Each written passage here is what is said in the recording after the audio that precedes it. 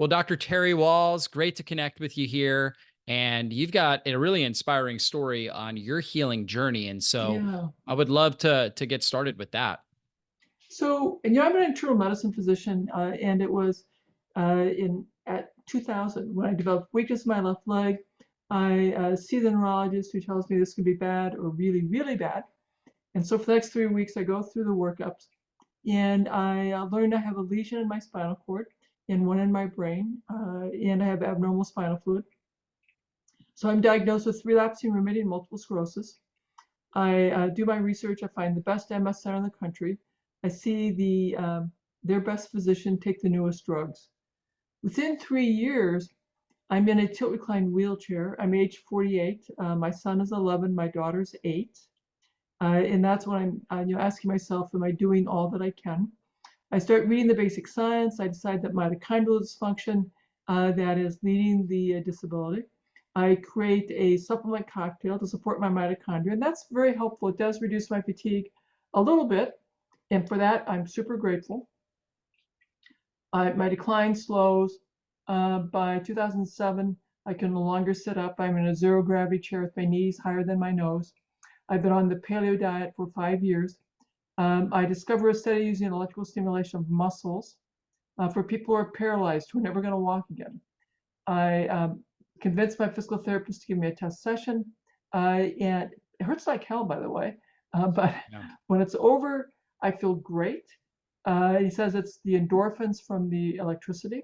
And so we add that to my physical therapy, which, by the way, I can do only 10 minutes of exercise, because if I do any more than that, I Mm. can't function and go to work. Fortunately, my mind is still clear, so I'm still seeing patients, or the residents are seeing patients and staffing them with me. I'm reassigned to the traumatic brain injury clinic. I'll have to start that job in January without residents. And as he describes the job, I know that I won't be strong enough to be able to do that. So that's very difficult. I discovered the Institute for Functional Medicine. They have a course on neuroprotection. I take that course. I have a longer list of supplements for my mitochondria, which I add. And I've been doing the electrical stimulation of muscles as part of my rehab, 10 minutes every day. And then I had this really big aha. And David, I laugh at myself that it took this long to have it. Like, what if I redesign my paleo diet based on all the supplements, like where Mm. those nutrients are in the food? So that's a few more months of research. I start this new way of eating in December 26th. And so now it's a very, very structured paleo diet. The first two, January comes, I have to start going to the traumatic brain injury clinic. The first 2 weeks, I just watch my new partners examine the patients. The third week of January, I have to start examining the patients. And I come home on Monday and I say, well, that wasn't too bad. And I ask, could I sit in a regular chair, which I've not done in Mm. years. So I sit in a regular chair for supper with my family. Big This is a deal. month after starting the updated The plan. updated paleo diet. Yeah. Yeah. That's a very big deal. Yeah. Definitely. And then at the end of the month, my physical therapist says, Terry, I think you are getting stronger. Let's have you do uh, 10 minutes twice a day for your exercise. And then he goes to 15 minutes twice a Mm. day, then 20 minutes twice a day, then 30 minutes twice a day. And then I start walking with walking sticks in my hospital, stunning my colleagues. Yeah. And then I start walking with one walking stick, and then with none. And then I walk into my neurologist appointment, and they're like, "Oh my God, what happened?" Yeah. And he transitions me off of DMTs, which is really quite remarkable. And then on Mother's Day, so that's literally just 5 months into this new way of eating, Hmm. I want to try riding my bike, which I haven't done in 5 years. And so we have an emergency family meeting. Jackie tells my 16-year-old son, who's 6'5", big guy, football Hmm. player, you run alongside on the left. Mm. She tells my daughter Zeb, who's 13, you jog on the right, and she'll follow. We all get in a position. I get on my bike.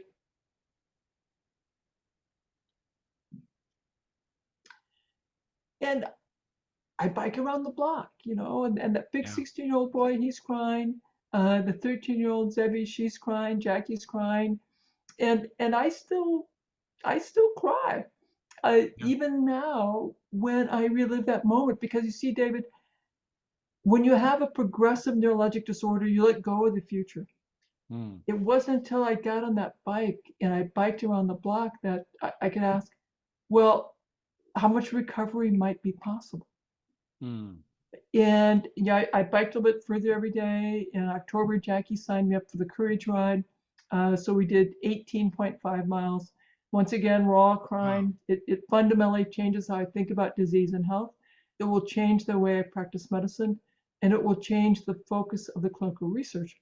And since that time, we've been doing clinical trials. I've been teaching clinicians, I've been teaching the public that yes, there is a lot that we can do that will change the course of our disease. Yeah, such an inspiring story. And, at that period of time when you were experiencing this, nobody had ever seen somebody with progressive debilitating multiple sclerosis actually improve. Like the hope was we can just slow down the progression. And that was really Right. the hope. The goal is you take these incredibly toxic drugs to Yeah. try to slow the decline. And I was thrilled to take those drugs because my hands still worked. I could still Yep. feed myself. I could still wipe my own butt. And those are really valuable things. Yeah. Yeah, definitely. We take for granted, when we're healthy, we take for granted all of these daily life activities. We don't think about it, but when you've got a condition like that, every little thing that you can do on your own is a big deal. Is a very And big deal. yeah, absolutely. And so, and I'm sure your doctors, obviously, they were just shocked seeing this. They were shocked. Yeah. In my treating neurologist would eventually become a member of my study team.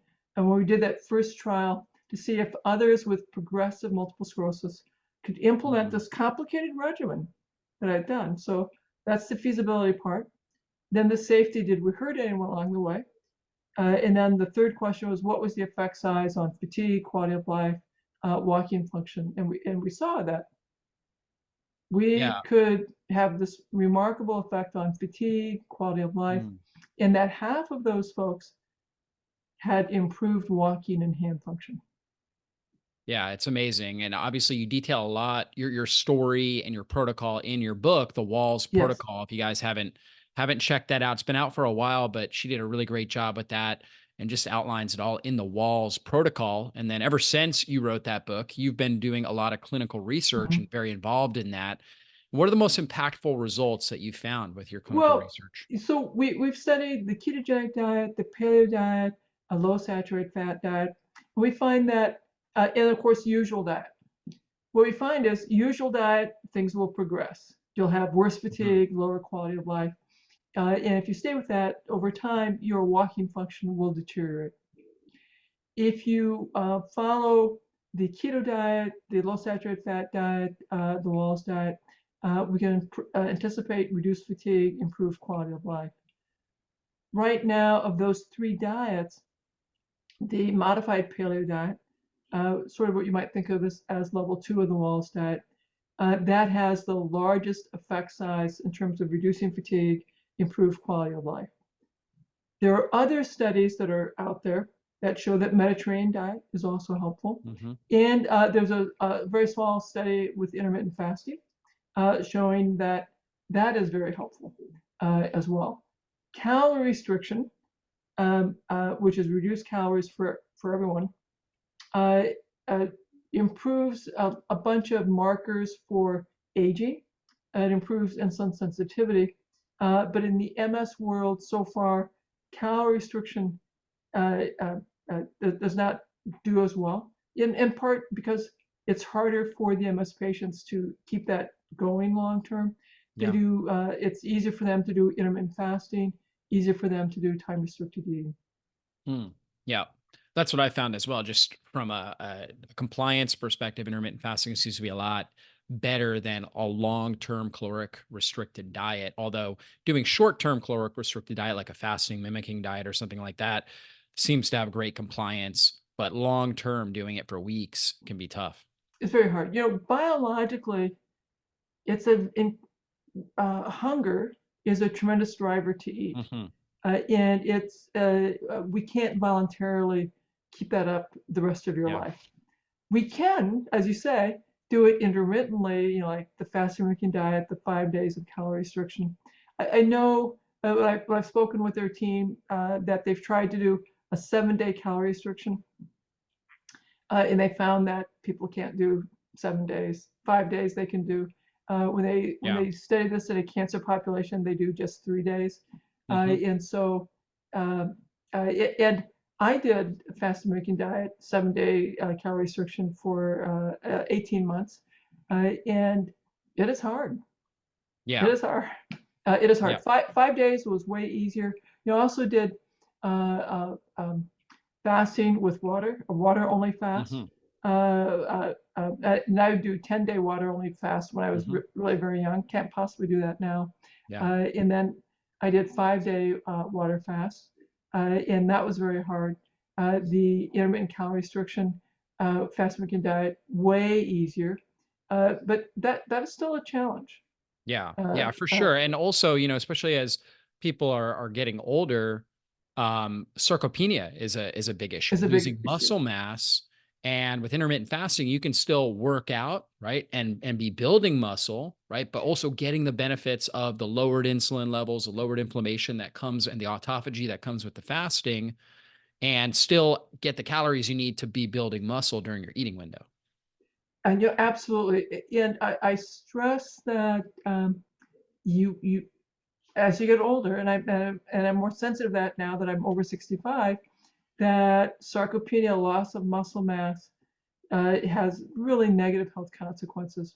So it's important to have sufficient protein. It's important if you're going to do these fasting explorations that you do it in a way that does not cause you to eat up Mm. muscle. Yeah. Yeah, for sure. So like the fasting mimicking diet, or like a short-term caloric restriction, because you're getting the boost in human growth hormone, it will preserve lean body mass.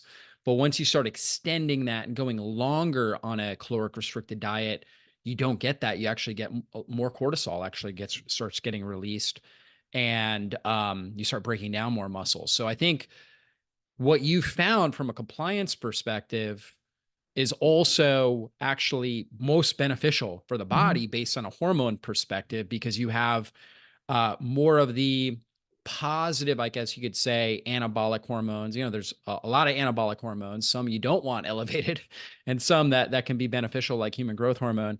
And then you get a buffering or a stabilizing of the catabolic hormones there as well. And that's really the key, is getting that balance. Correct. And I like to talk to my tribe that strength training is very important. Even if you are wheelchair bound, Hmm. walker bound, cane bound, that it's important to have a strength exercise. And you could ask for a physical therapy referral, Mm. occupational therapy referral to help you design a exercise program.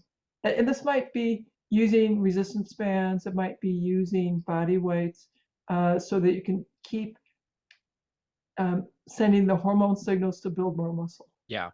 Yeah, it's so key. I mean, we're going to talk a lot about diet, and you and I are huge advocates of the right diet. And obviously, you've done tons of research on it, but you can't out diet inactivity in a sense, right? You've got to get some Oh my level of gosh, no. activity and keep challenging those muscles. So, really Yeah, key. I think we can use food, growing our muscles is part of doing hormetic stress. Yeah. In a nice way. I stress my muscles, so I cause a little bit of micro damage.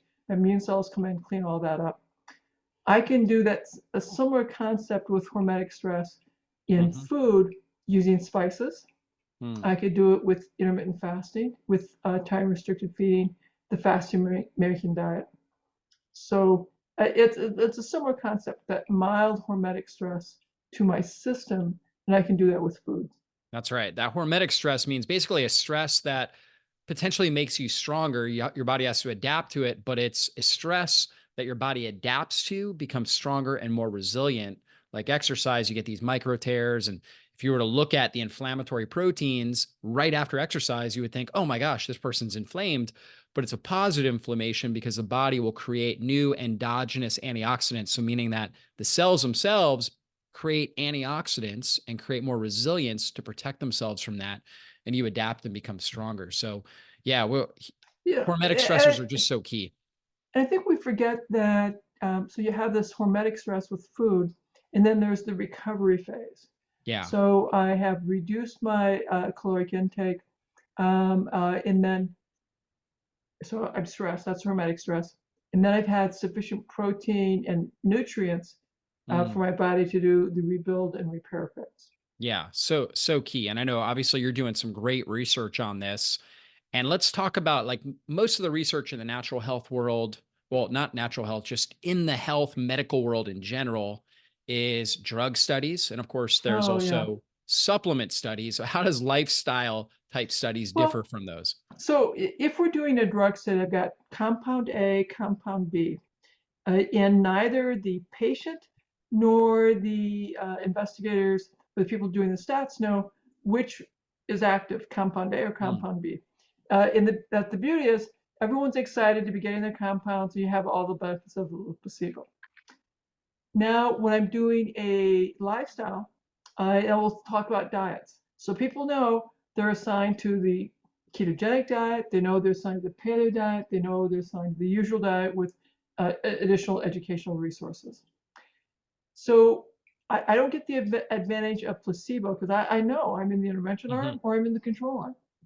And I'll tell you, to a person, when people find out they're in the control arm, they cry because mm. they so wanted to be in the intervention arm, and we have to reassure them just how vital the control arm is, and that we still are giving them a tip sheet every month to help them know ways they can improve their diet, although they're in the control arm. It is much harder. And then furthermore, if I'm taking pills, it's a smaller ask to come into the infusion or to take the white pill. The challenge is if I'm going to be in a diet study, I may have to learn new recipes. I may Mm. have to adapt my current recipes and swap out some of the ingredients for the now allowable ingredients. I Because it's a family intervention, I want my family to agree that at least in my presence to eat what I'm eating and to not eat the foods that I'm not supposed to eat, so I'm not tempted to make the bad choices. It's a much bigger ask. Yeah, it makes sense. You lose the double blind element. And of course, we know the placebo effect plays such a big role. But It's then very there's, important.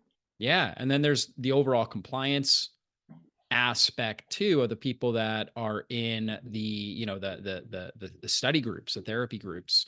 There's the compliance issue. Have you guys run into challenges with that? People following a Well, modified paleo diet? so it's hard, whether it's the modified paleo or the ketogenic diet, Yeah. uh, because now you've taken some familiar foods and said, nope, can't have them anymore.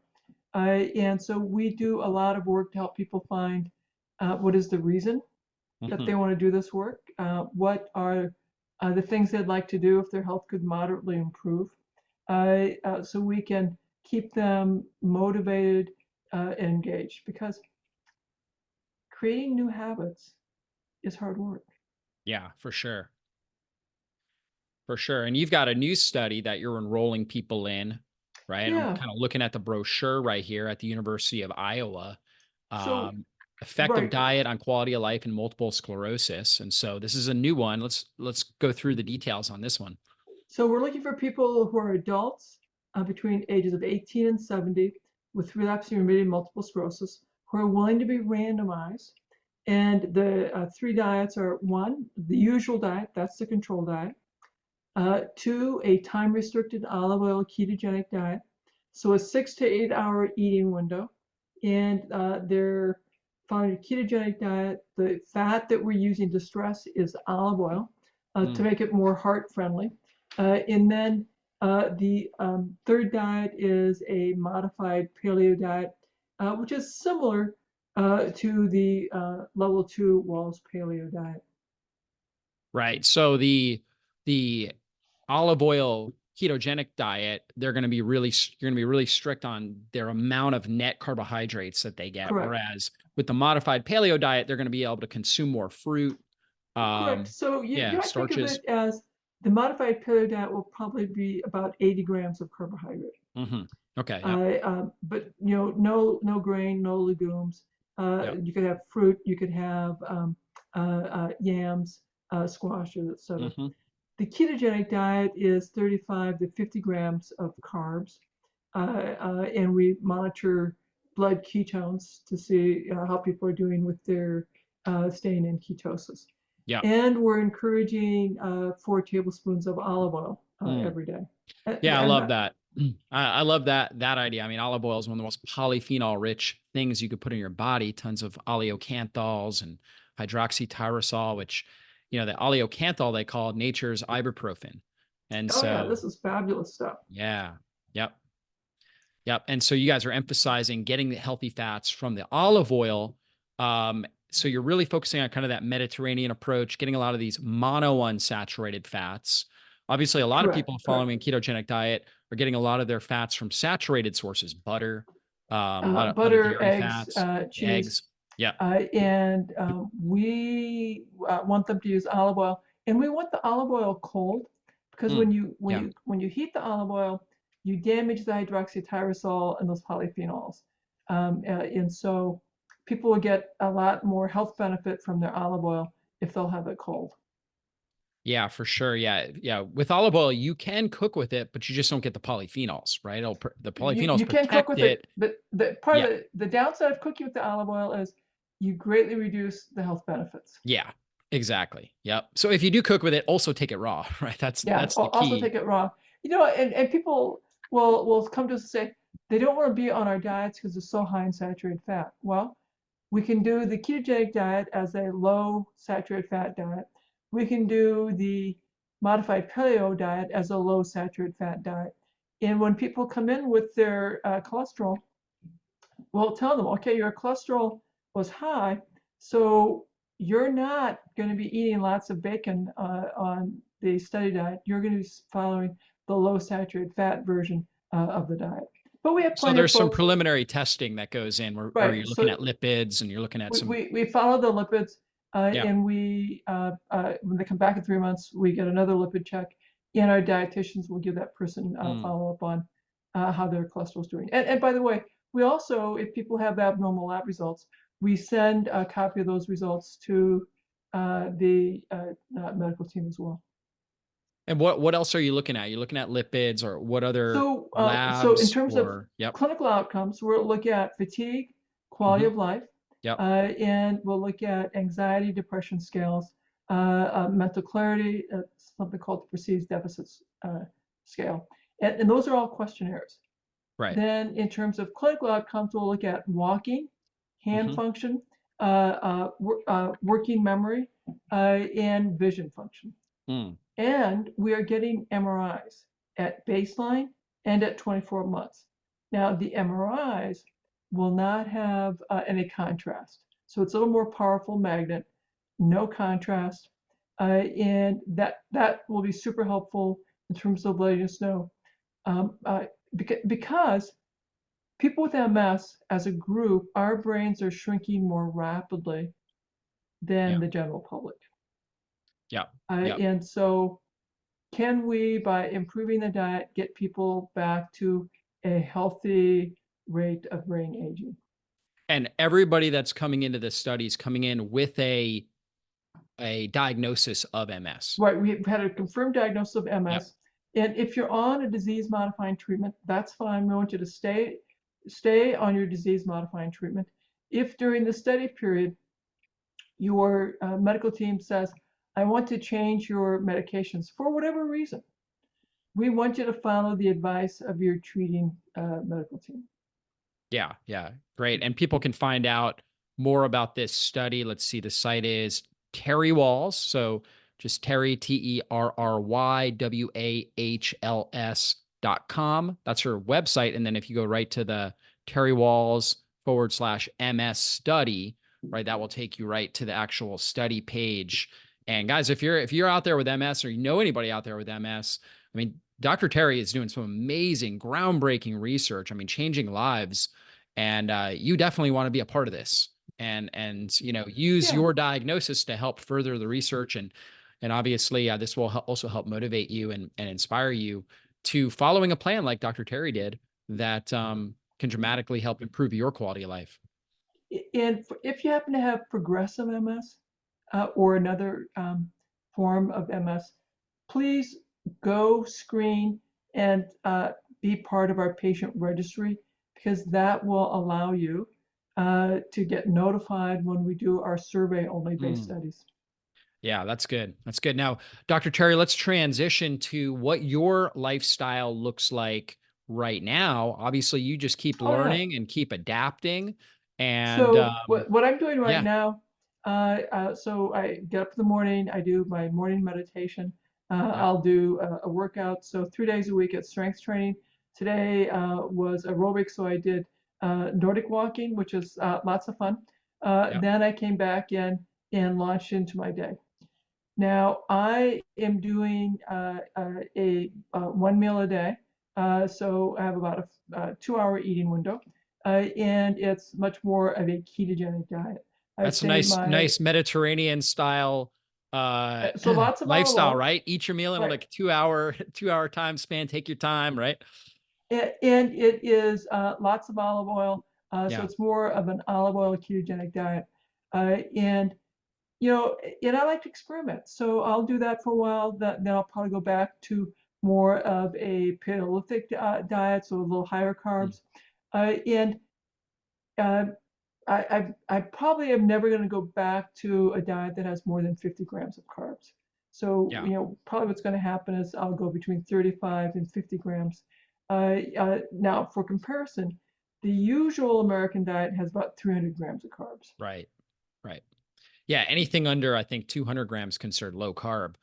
But if you really want to get into kind of a therapeutic low carb perspective, you definitely want to be really under 100, 150, depending on your activity level. And then if you want to get into ketosis, particularly depending on your activity level and the way your body processes carbs, you're dropping them down under 50 grams or so. And you're talking about net carbs there, right? Not Correct. including fiber. Yeah.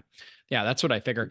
And the tighter your eating window for most people, what they notice is that they have a little bit more tolerance with the carbohydrates because their body has broken down the stored glycogen in their liver and their muscles, and also if they're active like you are.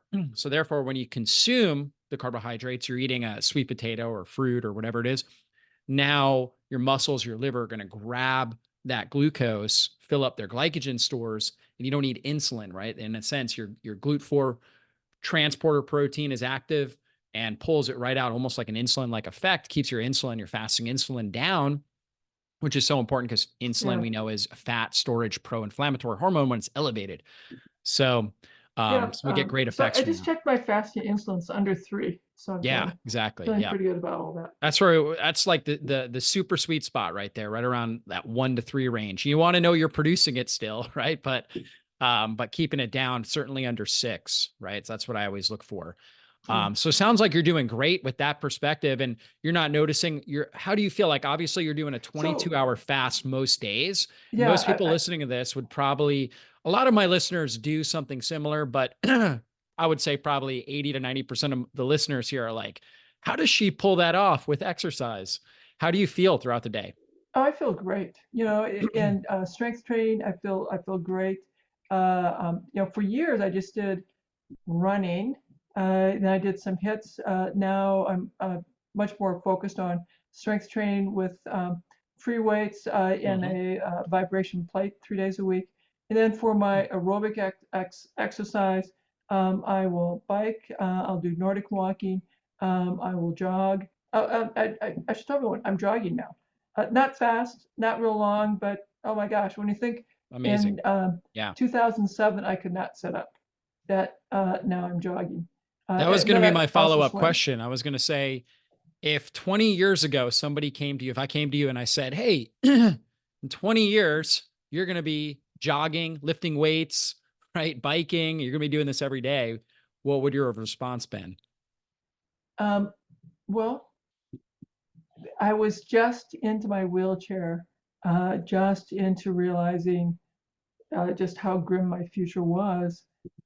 It's hard to believe. It just would Mm, not have comprehend comprehended just how great my life was going to turn out. I also have trigeminal neuralgia as another mm, part of my disease complex. So I'd had 27 years of progressively worsening mm, pain, and I'd watched my father have 20 years of progressively worsening pain. And so, in 2007, I really had a terribly grim future, bedridden probably by my disease, demented probably by my disease, and dying with intractable, horrific levels of mm. pain. And of course, as you all know, that's not how everything turned out. And so, whatever your circumstances are, however difficult your medical diagnoses, even if your physicians have said there's nothing more that they can do, which is what they were telling me, we've done everything that we can, we're just trying to slow things down. We turn things around dramatically. Every week, I'm hearing from my tribe that they have found my work, implemented it, and they're getting better for the first time. And I have to go look up these diagnoses. They're genetic diagnoses. They're these Mhm. obscure metabolic diagnoses. There is stuff that you can do. And fasting, Yeah. as part of that, is an incredibly powerful technique that can improve how your cells function. Yeah, so powerful. I always say fasting is the most ancient, inexpensive, and powerful healing strategy known to mankind. Doesn't cost us anything. Our ancestors all did it. They didn't have refrigerators and pantries. And like with your case, it's extraordinarily powerful. And, you and I have both seen that with people all around the world with really every single condition out there. So there's a lot of hope. And Dr. Terry, you're you know, a lot older than you were in 2007, and yet significantly Significantly better better. health, right? Night and day You, difference. And so you no know matter what? where you're at, yeah, There's online calculators that can calculate your biologic age based on how many sit-ups you can do, push-ups, your yep. blood pressure, weight, lipid values, etc. So I've completed that based on my answers when I was 52. My biologic age was 68. I completed that a couple years ago when my chronologic age was 65 and my biologic age was 45. Yeah, I love that. And I have done my telomeres, and I want everyone, so that's a measure of aging. Hmm. And what I want people to know is that when I did it, I was mentally bracing myself because, MS is a disease of accelerated aging. Like, okay, Terry, if you're older than your chronologic age, don't be upset. You'll just check it again in a couple of years. And I was 15 years younger than my Yep. chronologic age. So I didn't bother rechecking, like, okay, it confirms that everything that we are doing, everything that Hmm. David's teaching you, everything that I'm teaching you can slow the aging process back to the way it should be. If we take good care of ourselves, we age very, very slowly, and everything should work really well into your 80s, 90s, and 100. Yep. Absolutely. And where do you see yourself going over the next 10, 15 years, 20 years of your life? Well, You're just excited about doing this research. What other things are you excited about? Linus Pauling was still having postdocs, doing Yeah. research, giving lectures to standing room only folks in his 90s. Yeah. That's my plan as well, to keep doing my research, keep having postdocs. Now, I will have the opportunity, hopefully, here to be a grandmother soon, and so that may make some Congratulations. adjustments Yeah. because I will want to have grandmother time. Of course. But Of course. I love changing the world. Yeah. I'm just so grateful to have my life back, Mm. and I want everyone to know that you too can have your life back. Love that. Guys, check out Dr. Terry Wahls. TerryWahls.com is a website. Again, check out the study as well. TerryWahls.com/MS study. And also, you can go to Amazon and get her book, The Wahls Protocol. If you or anybody you know is dealing with an autoimmune condition, that is the book to get, The Wahls Protocol. Check that out. Dr. Terry, thanks again so much for your time and your inspiring message and your inspiring work. Really appreciate you. Any last words for our audience here? Go out, get some fresh air, eat plenty of protein, a little bit of vegetables, and lots of olives.